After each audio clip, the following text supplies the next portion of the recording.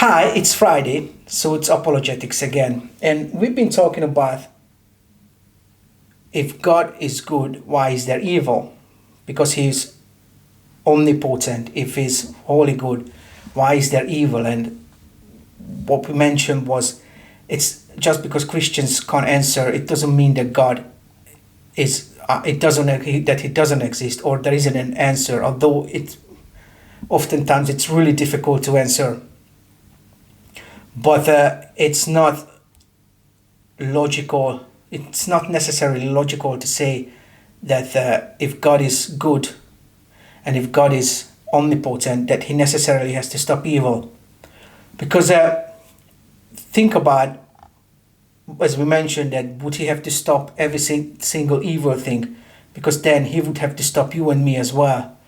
But what happens if an evil thing or a bad thing can only be stopped with an equally bad or a worse thing, or you just don't know? Let's say, in this case, you will know why bad thing happens to you. But let's say you have to go to the dentist because you have a horrible tooth pain and you have to operate on it, and you get the injection which hurts, or the injection might not work and you're in pain while they're working on your tooth.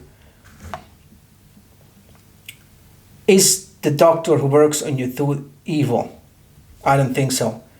Or when your parents are taking you as a kid to get your flu shot or get your vaccination, are they evil to subject you to pain?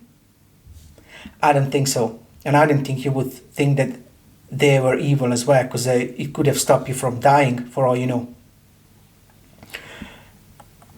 But the other thing is, there are a lot of problems in our lives, and I'm talking about health problems that could only be stopped with a worse evil only if let's say it would only stop with your death. Let's say I actually have shoulder pains in both of my shoulders. But what if there is no solution for it? What if they can only stop the pain if they kill me, but the doctor refuses to kill me? Would he be considered evil? Could you call a doctor like that evil? If the only way, especially if you get older and you have all kinds of ailments and there isn't really a solution, there isn't really a way for you to heal. They can probably help you with the symptoms, but sometimes even that doesn't help. And the only way to stop your pain is to kill you. Do you think the doctor is evil because he wouldn't do it? And of course, God works in a completely different scale, but it's just the logic that's getting explained here. And the other thing is, there is an interesting passage in the Bible. It's Genesis 15, 13, 16. And then the Lord said to Abraham, "Know for certain that your offspring will be sojourners in a land that is not theirs, and will be servants there. And they will be afflicted for 400 years. But I will bring judgment on the nation that they serve, and afterwards they shall come out with great possessions. As for you, you shall go to your fathers in peace. You shall be buried in a good old age, and they shall come back here in the fourth generation, for the iniquity of the Amorites is not yet complete." So God allowed the Israelites to suffer and didn't allow them back to the place where they were supposed to go, the promised land, because the iniquities of the people weren't fully complete yet. So God allowed Israel to suffer rather than to pronounce judgment on the people who lived on the land. So I think it's, and it comes back again, the long suffering of God, how much patience he has. Because if he were to deal with sinful people just when they do their a little sin or when they do their first offense, he would literally have to kill everyone. But this is an example in the Bible that the righteous suffered and they did nothing. It had nothing to do with them. But they suffer because God, as righteous as he is, couldn't deal with the evil people that he was supposed to deal with, which came later in time. It's hard. It's really hard. Like again, it's a really hard subject. It's not easy to come to terms with, I'm suffering because someone else is not evil enough to be dealt with yet.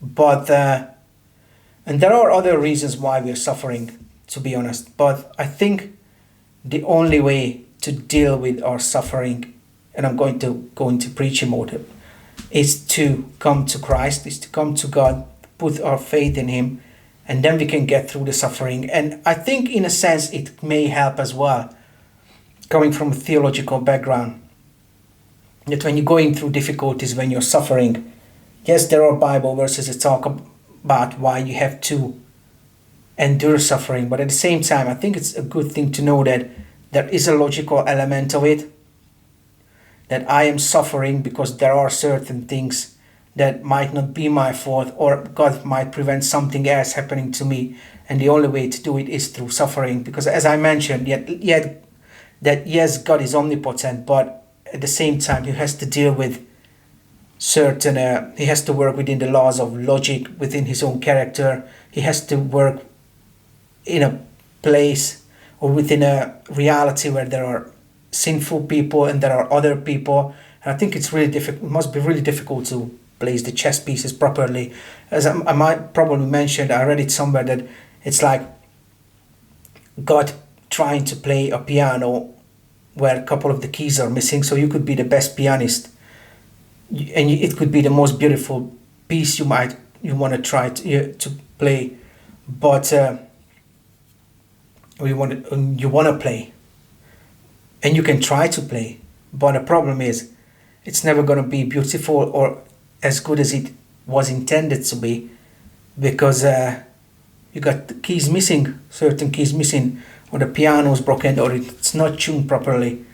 So it is a very difficult subject, but I think in one sense there are certain things that you can reason about in scriptures or from scriptures, and using philosophy as well. Bye.